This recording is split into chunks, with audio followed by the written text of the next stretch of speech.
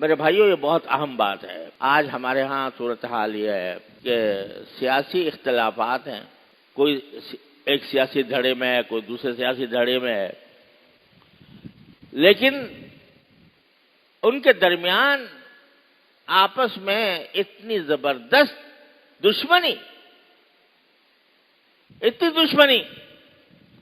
کہ ایک آدمی دوسرے کو دیکھنا گوارا نہیں کرتا، دوسرے کے ساتھ بیٹھنا تو کجا، اس کا نام لینا، عزت کے ساتھ نام لینا وہ بھی گوارا نہیں کرتا، اور اس کے نتیجے میں دن رات زبانیں چل رہی ہیں۔ وہ اس کو برے نام سے یاد کر رہا ہے، وہ اس کو برے نام سے یاد کر رہا ہے، اور ہر ایک دوسرے کی عیب چینی میں لگا ہوا ہے، اور زبانیں کھلی ہوئی ہیں۔ کوئی پرواہ نہیں ہے کہ یہ منہ سے جو میں بات نکال رہا ہوں یہ آیا شرعاً میرے لیے جائز تھا۔ کسی کے اوپر اتہام لگانا، کسی پر الزام لگانا، کسی پر کو مطعون کرنا پرواہ ہی نہیں، جو منہ میں آ رہا ہے کہے جا رہے ہیں۔ تو میرے بھائیوں، رمضان اس طرح گزارا تو پھر کیا ہوا؟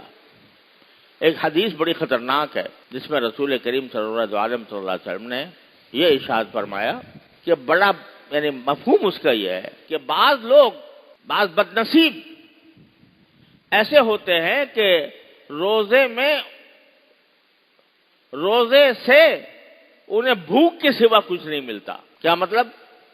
کہ روزہ تو رکھ لیا، بھوکے رہے، ٹھیک ہے، بھوکے رہے، بس بھوک مل گئی، اجر کچھ نہیں، ثواب کچھ نہیں۔ کیوں؟ اس لیے کہ بھوکے تو رہے لیکن جب افطار کیا تو حرام پہ کیا۔ روزے کے اندر بھی روزے کے حقوق ادا کیے بغیر ایک دوسرے کے اوپر طعنہ زنی کرتے رہے، حلال و حرام کی پرواہ نہیں کی، تو پھر کیا ملا روزے سے سوائے بھوک کے؟ اور کچھ نہیں۔ رات کے وقت میں بعض عبادت کرنے والے، تہجد پڑھنے والے ایسے ہیں کہ ان کے نصیب میں سوائے جاگنے کے اور کچھ نہیں آتا۔ ساری رات جاگے اور عبادتیں کی، نمازیں پڑھی، تلاوت کی، ذکر کیا، تسبیح کی، دعائیں مانگی، لیکن اس کے باوجود یہ حرام کام نہیں چھوڑے۔ رات میں جھوٹ بولنا، غیبت کرنا، تہمت لگانا وغیرہ وغیرہ یہ نہیں چھوڑے، تو اس کے حصے میں سوائے جگار کے کچھ نہیں آیا۔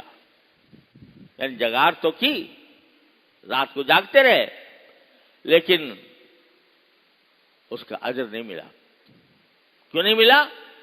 اس لیے کہ یہ قیام کے ساتھ یہ خرابیاں، یہ گناہ شامل رہے۔